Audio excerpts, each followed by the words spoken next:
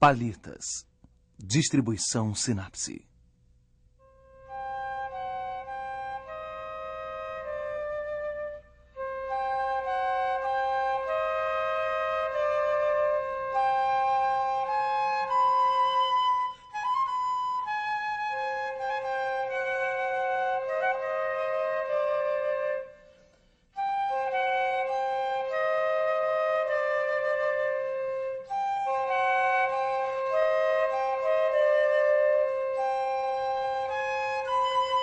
O Último Olhar.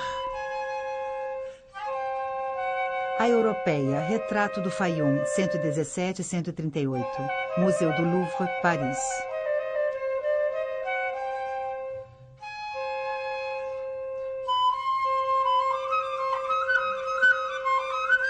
Um painel de madeira de formato irregular, pintado em toda a superfície. Ele representa o rosto de uma jovem mulher de olhos escuros e cabelos negros. Um véu de ouro envolve o pescoço e a parte superior dos ombros. A pintura, que entrou para o Louvre em 1952, foi denominada A Europeia. Em 1889, em Berlim, o vienense Theodor Graf faz o maior sucesso expondo 96 retratos. 2 anos antes, em Er-Rubaiyat, no Egito, camponeses abriram cerca de 12 covas, onde encontraram múmias com retratos pintados à guisa de rosto. Eles acabavam de descobrir a necrópole de Filadélfia. Filadélfia, cidade fundada pelos gregos, está situada na região do Fayum, um oásis alimentado por um braço do rio Nilo que desemboca em um lago.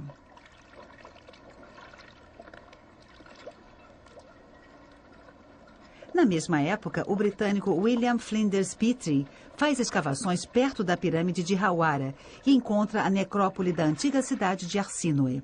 Ele exuma mais de 150 múmias ou retratos retirados de múmias que ele data dos primeiros séculos da nossa era. O francês Albert Jean Gaillet concentra suas pesquisas na Antinoéia, às margens do Nilo, descobrindo retratos e sudários pintados. A partir de então, foram encontrados painéis semelhantes em várias outras regiões do Egito.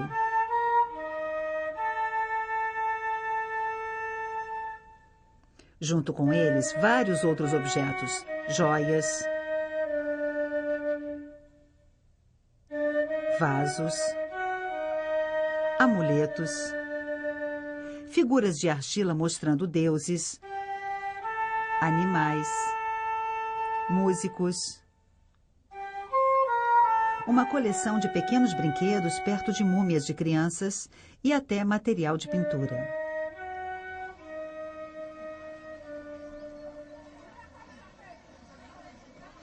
E mais outras descobertas, milhares de papiros e de ostraca, pedaços de cerâmica servindo como manuscritos mais baratos. Esses documentos escritos, muito variados, informam sobre a vida dos homens e mulheres dessa época.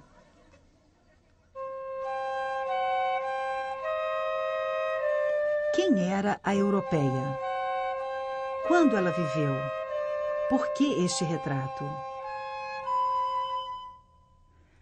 Para Pamontes Moros, da parte de sua irmã Sempamontes. Sempamontes saúda seu irmão Pamontes. Eu te enviei o corpo mumificado de minha mãe Senires com uma placa no pescoço por intermédio de Gales, filho de Hierax, em seu barco, cujo frete já paguei a ele. O sinal de reconhecimento da múmia é um sudário com uma peça cor-de-rosa. O nome está escrito sobre o ventre. Meu irmão, faço votos de que você esteja bem.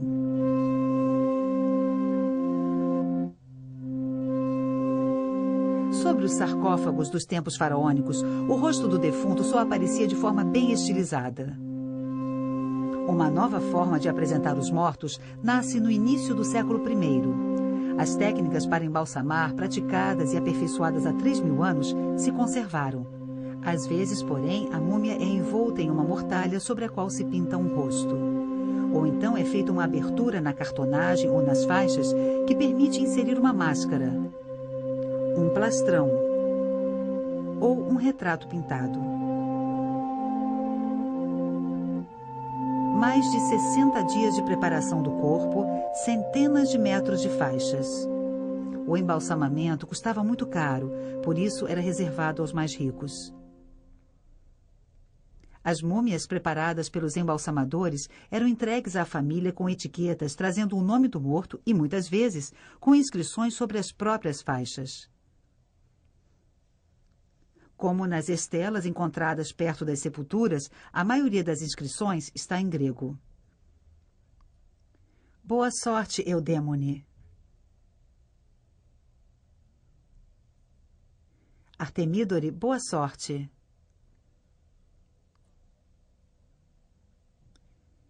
Hermíone, professora. Amônio. Algumas inscrições estão em demótico, a língua falada por todos no Egito. Irene, filha de Silário.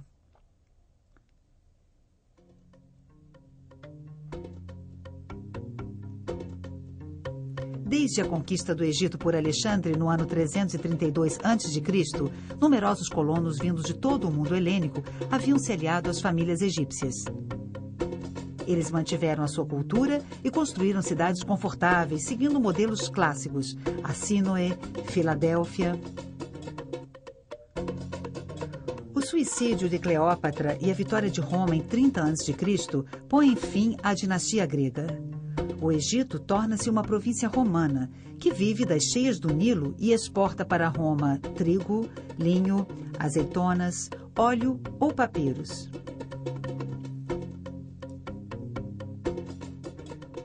Ao mesmo tempo em que adotam a prática do embalsamamento, gregos e romanos adotam também a crença em uma vida no além, em numerosas superstições e nos deuses egípcios que eles associam aos seus. Serapis, deus da cura. Ísis, esposa de Osíris, que se torna a de Serapis. Em cima de uma mortalha e trajando um manto grego, o morto aparece entre Anubis, deus com a cabeça de chacal, e Osíris, figurado como múmia. A europeia. A europeia foi assim chamada porque tem a pele mais pálida e rosada do que as outras. Por falta de etiquetas ou de inscrições, a melancólica. Vários retratos com tipos e peles muito variadas, a jovem com joias. Também receberam outras denominações, a jovem dourada. Foram identificadas pequenas células familiares, Hermíone e um homem encontrado com ela. Uma mãe, Demos, e sua filha. Sabe-se que é uma menina, pois ela usa um colar com pequenas luas, símbolo de fecundidade. Aline, segundo um nome encontrado em uma estela, e suas 2 filhas. Um casal rico, talvez marido e mulher, ou irmão e irmã, em razão de sua semelhança. Os romanos e os gregos do Egito também haviam adotado o costume egípcio do casamento consanguíneo, que evitava a divisão das terras. Ela usa esmeraldas, cornalinas, pérolas. Ele é um oficial do exército. Sobre a sua túnica branca vê-se um balteus, isto é, uma correia a tiracolo de couro preto com marcas em ouro, e o sagum, capa azul presa por um anel de ouro. Na fronte, uma estrela de ouro com 7 pontas.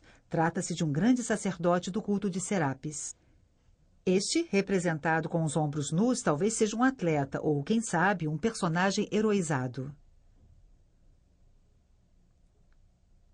Homens e mulheres usam a túnica romana branca ou de cor clara com 2 faixas nos ombros, o sclavi, quase sempre de cor púrpura.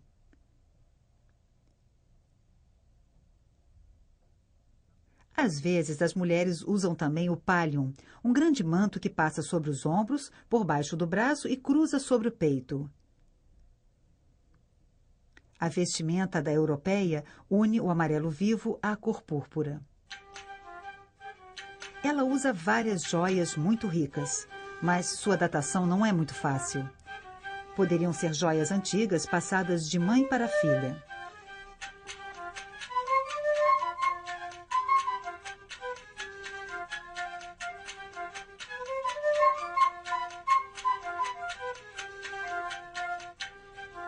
Por outro lado, é possível datar alguns retratos comparando as roupas, as joias e os penteados com os bustos conservados nos grandes museus. Assim, Hermíone está penteada como se fazia na época de Tibério, entre 14 e 37. É um dos primeiríssimos retratos de múmia conhecidos.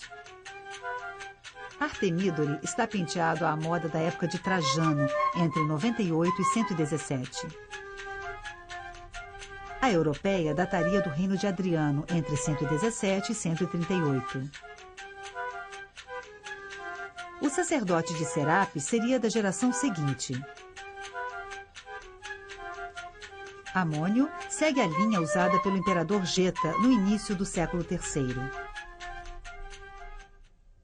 Os últimos retratos, como o da mulher que usa uma cruz com alça, datariam de meados do século III. Nessa época, o cristianismo se disseminava no Egito. A prática do embalsamamento foi se tornando mais rara e os retratos de múmia desapareceram. Em 1997, a europeia foi submetida a vários exames de laboratório antes de ser restaurada. O painel não havia chegado intacto ao museu. Uma galeria de insetos vertical atravessava os cabelos e o rosto, atingindo o olho direito. Outras galerias afetavam as bordas. Depois de fechá-las, um restaurador devolveu a essas lacunas o tom local correto. Durante uma restauração posterior, as repinturas foram estriadas com traços oblíquos que extravasavam, lembrando a técnica do tratédio, transformada em moda nos anos 50 pelos restauradores italianos. Também havia sido espalhada sobre o retrato, de forma desigual, uma camada espessa de verniz.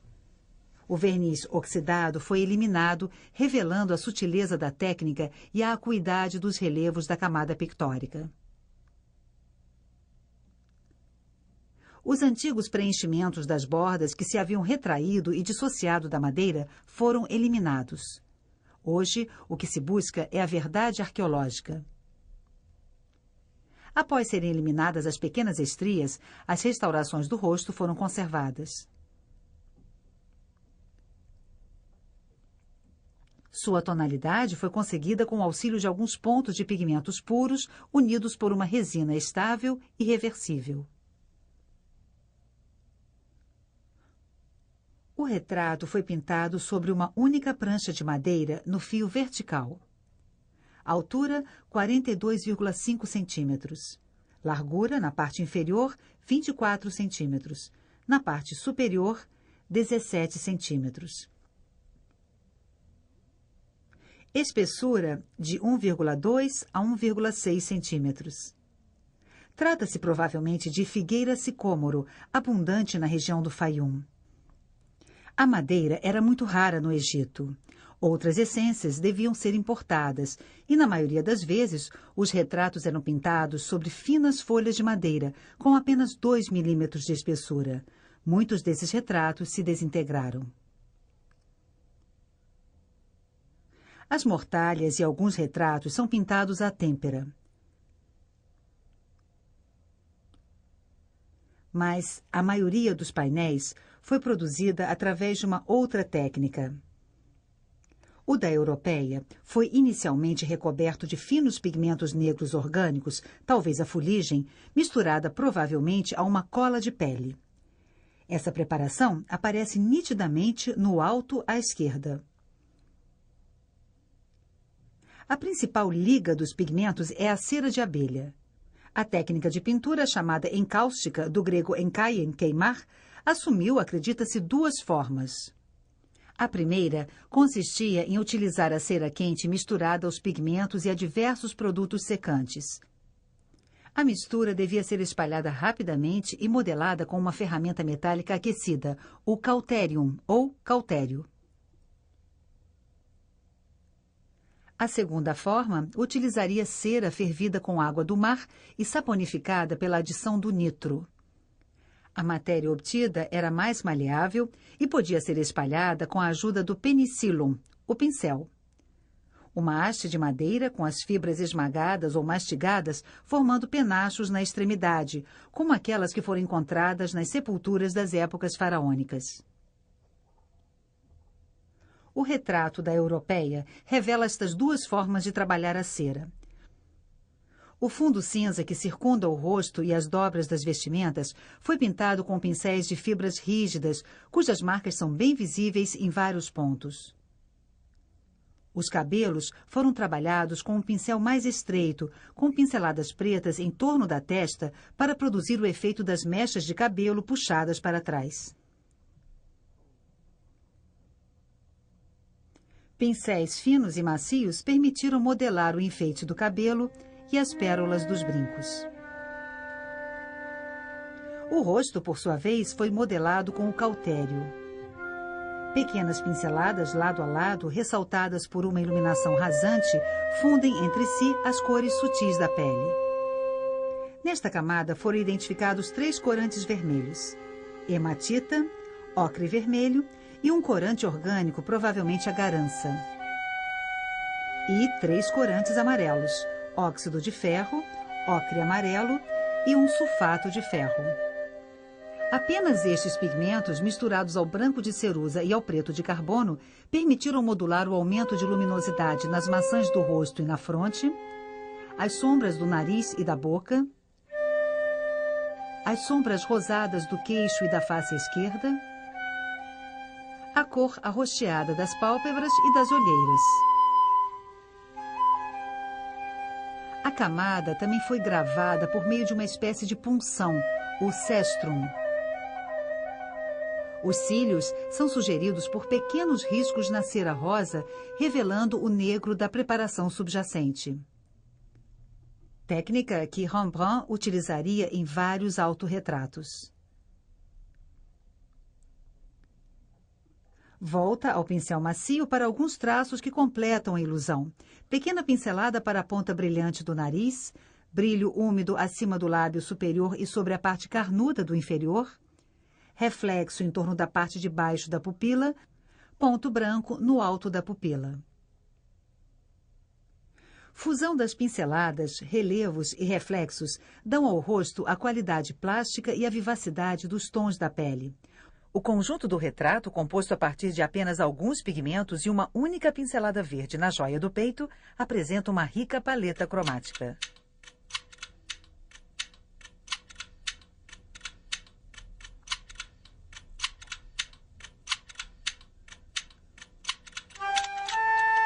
Na arte egípcia anterior, os personagens eram pintados de perfil.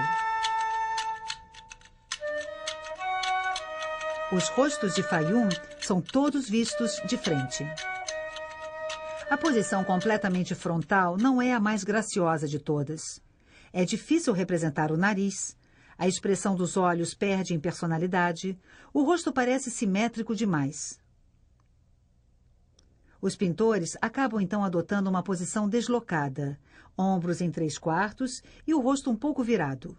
Assim, o nariz pode ser melhor modelado, os olhos, diferentes, parecem mais vivos.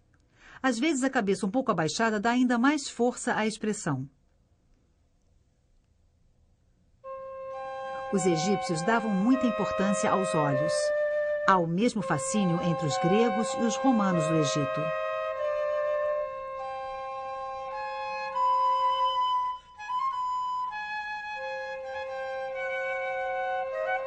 Os olhos são sempre grandes, às vezes até desproporcionais. Toda a energia do rosto parece estar concentrada no olhar.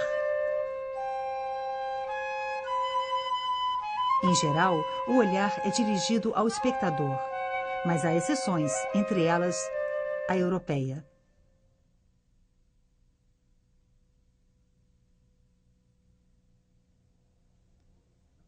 Nessa multidão de rostos, tentou-se buscar as semelhanças, descobrir personalidades de artistas. Um mesmo pintor, denominado pintor L, poderia ser o pintor de vários retratos sobre as mortalhas de Antinoéia. Temos as mãos do mesmo pintor neste painel do Museu do Brooklyn e neste outro do Paul Getty Museum, em Malibu. A europeia foi comparada a um retrato do Museu de Dijon, para os quais imaginou-se um pintor comum, o pintor A. O conjunto insere-se perfeitamente na corrente realista romana, da qual existem tantos exemplos na estatuária da época, ou mesmo nas máscaras e plastrões que, por vezes, substituem os retratos pintados. O fato é que, durante 2 séculos e meio, coexistiram os mais diversos estilos. Tanto na época de Hermíone, no início do século I, quanto na da Europeia, um século depois, ou na de Amônio, no início do século III, as influências egípcias, gregas e romanas se misturavam. E hoje em dia é até difícil observar esses retratos sem pensar em certos pintores dos tempos modernos.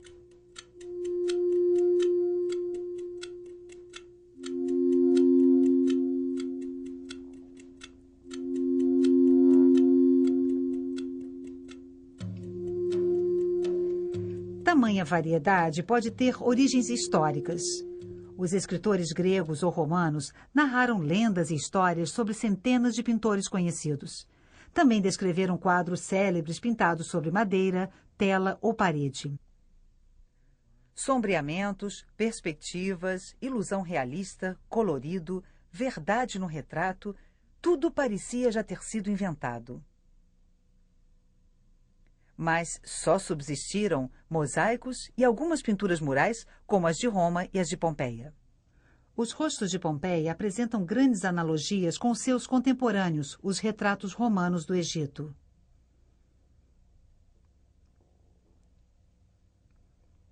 Salvo alguns raros exemplos, só subsistem alguns pedaços de quadros.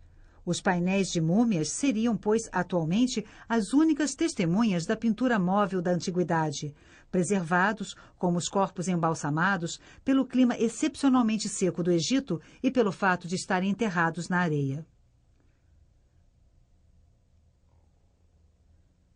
E as poucas centenas de retratos conhecidos não passam de uma pequena amostra dentre milhares de outros que se decompuseram, ou foram desprezados após a pilhagem dos túmulos, ou ainda viraram pó. O suave odor dos bálsamos e dos ungüentos de suas múmias ainda se desprende 2000 anos depois. Em 1888, em Hawara, Petrie exuma um pequeno quadro que se achava perto de uma múmia. Um rosto, em grande parte destruído, estava pintado sobre uma prancheta encastrada em uma moldura dupla. Uma corda trançada estava presa nos ângulos superiores da moldura. O quadro estava, portanto, tal como se apresentava na antiguidade. Sobre o retrato de Eudémone, vêem-se as marcas do instrumento de corte usado para reduzir o formato ou para adaptá-lo ao casulo de faixas. Somente o rosto de Irene interessou aos embalsamadores, que esconderam o resto do retrato sob as faixas e ungüentos. O painel da Europeia tem suas bordas verticais quase paralelas. Em vários pontos, o recorte irregular corta partes da pintura.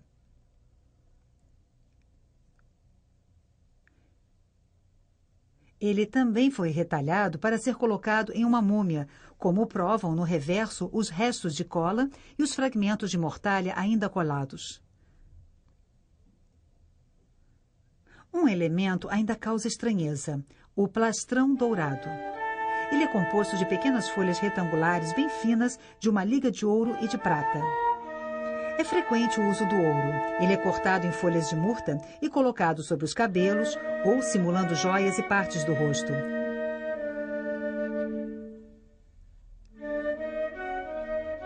Às vezes, ele circunda a face. Placas de ouro eram colocadas sobre os olhos e a língua da múmia. Folhas de ouro sobre o rosto e os membros.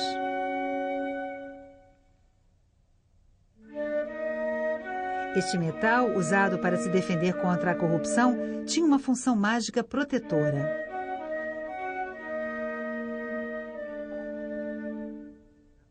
A radiografia da Europeia, assim como o negativo em ultravioleta, revelam que sob o véu de ouro figurava o resto do retrato. No pescoço, fino e gracioso, um grande colar de pérolas. É possível, então, imaginar o quadro tal como se apresentava em sua origem, antes que os rituais funerários transformassem o retrato de família em retrato de múmia.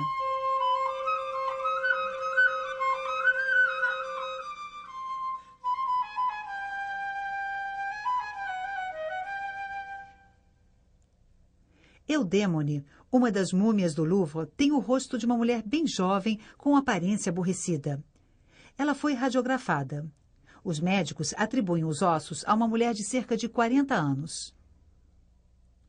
Utilizavam-se, então, para fins funerários, retratos pintados vários anos antes.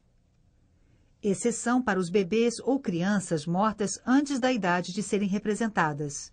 O pintor, então, devia tentar lhes dar uma aparência de vida. Outro retrato mostra uma mulher de meia-idade.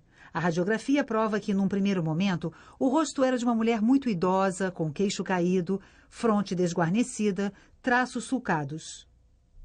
O pintor a rejuvenesceu, reduzindo o queixo, atenuando os traços e cobrindo a fronte com mechas de cabelo.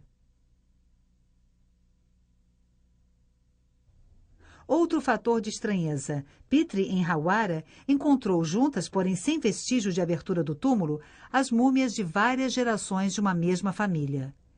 Essas múmias, tão caras, eram às vezes enterradas na própria areia ou empilhadas em grupos, lado a lado, com os corpos invertidos, em simples sepulturas de tijolos.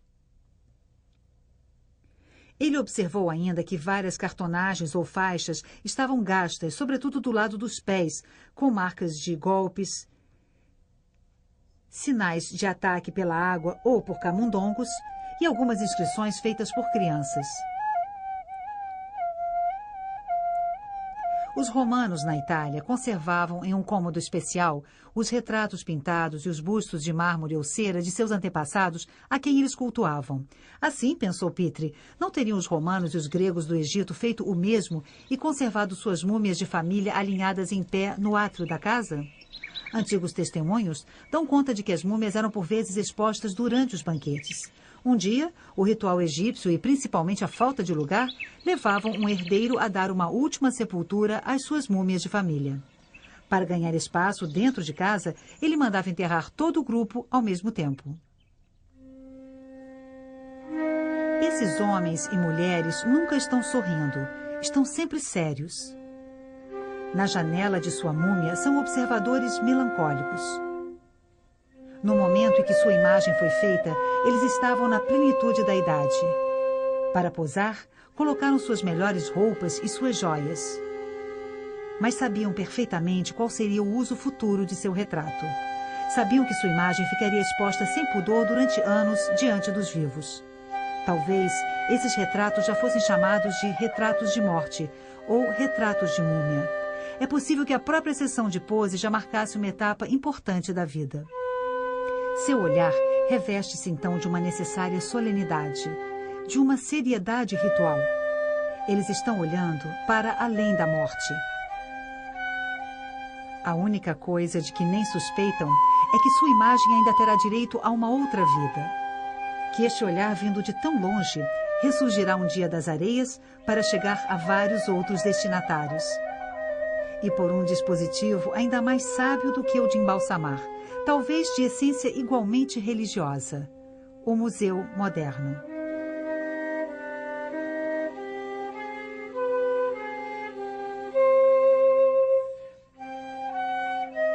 Versão brasileira Audio News.